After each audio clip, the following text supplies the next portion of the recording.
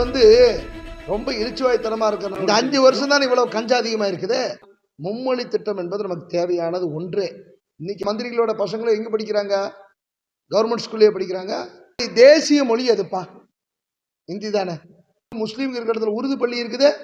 இது என்ன உருது நாடா? அதுக்குன்னு வந்து டாஸ்மார்க்ல கிடக்கிறதா? வேற எங்க சாமி இருக்கு?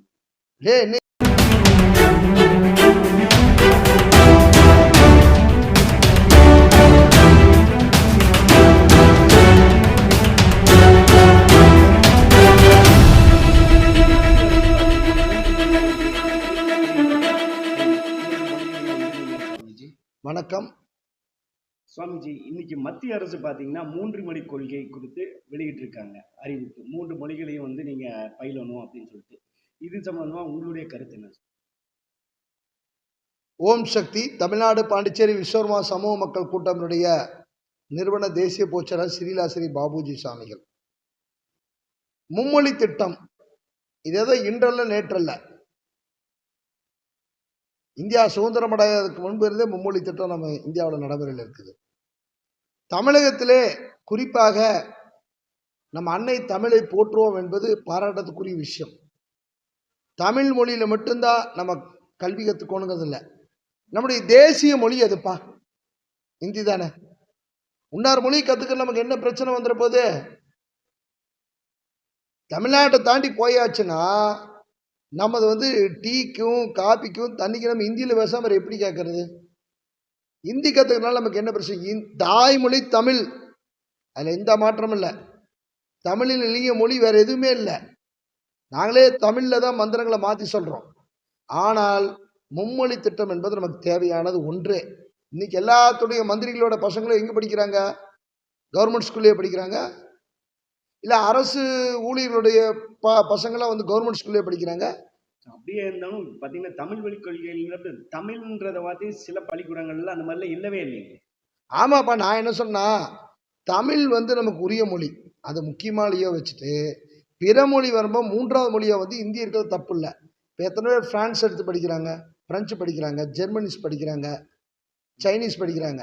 இந்தியாவுடைய தேசிய மொழி இந்தி. அதனால இந்தி கற்றுக்கிறதுல தப்பே இல்லை. நானே இந்தி கற்றுக்கிட்டதுனால தான் ஓரளவுக்காவது போக முடியுது. இந்தி தெரியாமல் வந்து அரசியல் இருந்து என்ன பிரயோஜனம்? ஓரளவுக்காக தெரியும். காலகட்டங்களிலும் பார்த்தீங்கன்னா திமுக ஆட்சியின் போது இந்தி எதிர்ப்பு போராட்டம் நடைபெற்றது. இன்னைக்கும் பார்த்தீங்கன்னா அந்த திமுக ஆட்சியின் காலத்திலேயே வந்து இந்தி எதிர்ப்பு போராட்டம் நடைபெற்றது. என்னன்னா, இந்தி எதிர்ப்பு போராட்டம், மொழிவாழி எதிர்ப்பு போராட்டத்தை இவங்க கையில் எடுத்தாங்கன்னா திமுகவுக்கு இது மிகப்பெரிய ப்ளஸ் பாயிண்ட் அமையும். இன்றைய காலகட்டத்தில் அமையும். ஆனால் அந்த மொழிப்போர் வந்து நிச்சயமாக இன்றைய பெற்றோர்களும் மாணவர்களும் ஏற்றுக்க மாட்டாங்க. இன்னைக்கு யார் போய் கவர்மெண்ட் ஸ்கூலில் படிக்க வைக்கிறாங்க? சாதாரண கூலி தொழிலாளி கூட ப்ரைவேட் ஸ்கூலில் படிக்க வைக்கிறாங்க. அவங்க பையன் ஹிந்தி கற்றுட்டு இருக்கிறான். ஹிந்தி கற்றுக்காம யார் இருக்கிறாங்க? எல்லாருமே ஹிந்தி கற்றுக்கிட்டு தான் இருக்கிறாங்க. எல்லாத்துக்குமே ஹிந்தி பேச தெரியும். இன்னைக்கு தமிழ்நாட்டில் ஒன்று தெரிஞ்சுக்குங்க. தமிழ்நாட்டில் எந்த ஒரு தொழிலதிபராக இருந்தாலும் சரி, திருப்பூரில் தொழில் செய்கிறவங்களும் சரி, ஹோட்டல் கடை வச்சுக்கிறவனும் சரி, ஹிந்தி தெரியலனா அவன் தொழில் வியாபாரம் பண்ண முடியாது. தெரியுமா? ஏன் தெரியுமா? ஹோட்டலுக்கு வேலைக்கு வரதா நம்மளால வர்றான், எல்லாம் ஒரிசாக்காரன் வட இந்தியாக்காரன் தான் வரான். அப்போ ஹிந்தி தெரியல எப்படி வேலை செய்வ? எல்லாம் இங்கே மலுமிச்சம்பட்டிக்குள்ளாரிய நிறையா ஹோட்டலில் ஹிந்திக்காரங்க. அது மட்டும் இல்லாமல் சலூன் கடை, மளிகை கடை, டிபார்ட்மெண்டல் ஸ்டோரில் ஹிந்தியில் தான் எழுதி வச்சு போட்டிருக்காங்க. ஏன் ஹிந்தியில் எழுதி வச்சுருக்காங்க? ஹிந்தி வேண்டாம்னு சொல்கிறவங்கள போய் ஹிந்தியை எழுதி சொல்லு. ஹிந்திக்காரங்க வேண்டாம்னு சொல்லு. தமிழ்நாட்டில் வேலைக்கு ஆளுங்க இருக்குமான்னு பார்ப்போம். ஆளு இருப்பாங்க, இல்லாம எங்க போறீங்க? இப்ப நம்ம ஆளுகள் இப்ப எங்க இருக்காங்க தெரியுமா? டாஸ்மார்க்ல கிடக்குறாங்கப்பா. பூரா கஞ்சா குடிச்சிட்டு வீட்டுல படுத்துட்டு சண்டை பிடிக்கிறது, டாஸ்மார்க்க குடிச்சு போட்டு வீட்டுல வேலை வெட்டி பூரா காசு அளிக்கிறது. வேலை இல்லாத சூழ்நிலையில பாத்தீங்கன்னா ஒரு மனிதனுக்கு மனம் வந்து அதுக்குன்னு வந்து டாஸ்மார்க்ல கிடக்கிறதா? வேற எங்க சாமி இருக்கு? என்னைய வேலை இல்லைன்னா கோயில்ல வந்து இருக்கப்பா, கடவுள்கிட்ட வந்து இருக்க.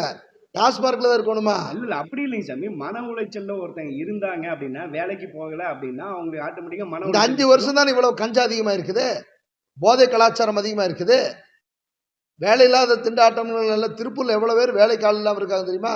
கோயம்புத்தூர் வேலைக்கு ஆள் இல்லாம இருக்காங்க தெரியுமா? ஒண்ணு தெரிஞ்சுங்க, இந்தி கத்துக்கணும், இந்தி வேணும், இந்தி வேணும். அதாவது தமிழ் மொழி கட்டாயம். நல்லா தமிழில் தான் அத்தனை பூஜை பண்ணுறாரு, தமிழ் மொழியில் தான் எல்லாம் பேசுகிறோம். ஆனா இன்னைக்கு பாத்தீங்கன்னா தமிழா பிரெஞ்சா அப்படின்லாம் கேக்குறாங்களே. தமிழ் மொழியில் கற்றுக்காம நிறைய பேர் ஆங்கில மீடியத்தில் இன்னைக்கு மந்திரிகள்லாம் நிறைய பேர், மந்திரி அரசு ஊழியர்கள்லாம் அவங்கவுங்க பசங்களை வந்து தமிழே கற்றுக்க தெரியாமல் இருக்கிறாங்க. ஆமா. ஹிந்தி பாத்தீங்கன்னா அரசு பள்ளிக்கூடங்கள்ல அனுமதிக்கப்படுமா தமிழகத்துல? கண்டிப்பாக அனுமதிக்கணும்னு பாபுஜி சொல்கிறேன். ஹிந்தி வேணும். ஏப்பா உருது பள்ளி தனியாக வச்சுருக்காங்க. தமிழ்நாட்டில் எத்தனை இடத்துல முஸ்லீம்கள் இருக்கிற இடத்துல உருது பள்ளி இருக்குது. அப்போ உருதுல எதுக்குப்பா கிளாஸ் எடுக்கிறாங்க? இது என்ன உருது நாடா? தமிழ்நாட்டில் எத்தனை, கோயம்புத்தூர்லேயே 2 உருது பள்ளி இருக்குது. உருது பள்ளி இருந்துச்சு அரசு பள்ளிக்கூடம். அரசு பள்ளியிலே உருது பள்ளி இருக்குது. முஸ்லீம் இருக்கிற ஏரியாவில் உருது பள்ளி வச்சிருக்காங்க. எங்கே சமஸ்கிருத பள்ளி இருக்குதா? இந்துக்கள் வந்து ரொம்ப இழிச்சுவாய்த்தனமாக இருக்கிறனால தான் இப்படி எல்லாம் மொழி பிரச்சனை, மத பிரச்சனை, எல்லா பிரச்சனையும் கொண்டு வர்றாங்க. மொழியாலையும் மதத்தாலையும் ஜாதியாலையும் நம்மளை பிரித்து அந்த மாதிரி இது பண்ணுறாங்க. அந்த மாதிரி ஒரு பெரிய விஷயங்கள் நடக்குது. அதனால் வந்து அந்த விஷயங்களுக்கெல்லாம் முற்றுப்புள்ளி கொடுக்கணும். முற்றுப்புள்ளி